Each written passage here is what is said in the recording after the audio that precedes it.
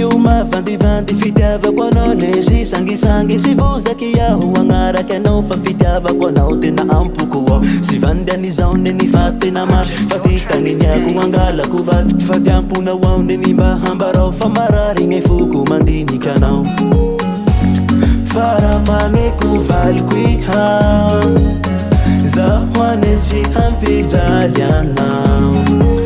omeko anao ze raha taliavinao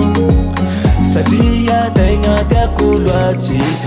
tsy hisalasala manakasy anao le tanterahiko ze tianao sy raha ho zipa fa halaiko valy ho vitako fomba hatao mariazy raha iamandreninareo sy hizaly ze raha taliavy handoviko aby fa fitiavako anao fata fa hoatsy valeo amizay moafatara loatsy heyapa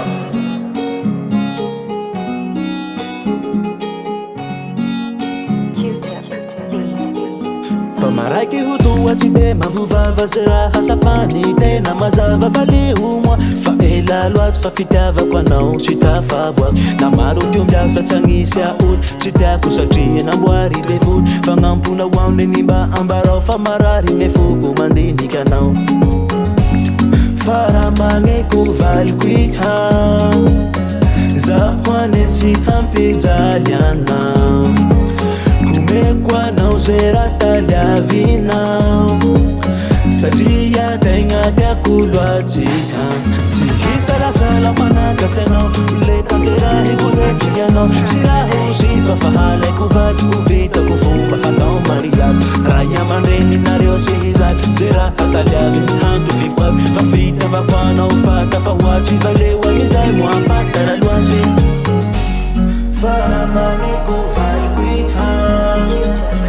zaho ane sy hampijaly anao omeko anao ze raha taliavinao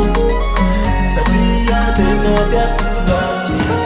tsy hisalasala manakasy anao le tanterahiko ze tianao sy raha ho zipa fa halaiko valy ho vitako fomba hatao mariazy raha iamandreninareo sy hizaly ze raha taliavy handoviko aby fa fitiavako anao fata fa hoatsy valeo amizay moafatara loatsy hisalasala manakasy anao le tanterahiko ze tianao sy raha ho zipa fa halaiko valy ho vitako fomba hatao mariazy raha iamandreninareo sy hizaly ze raha taliavy handoviko aby fa fitiavako anao fata fa hoatsy valeo amizay moafatara loatsy With Sandra Cole.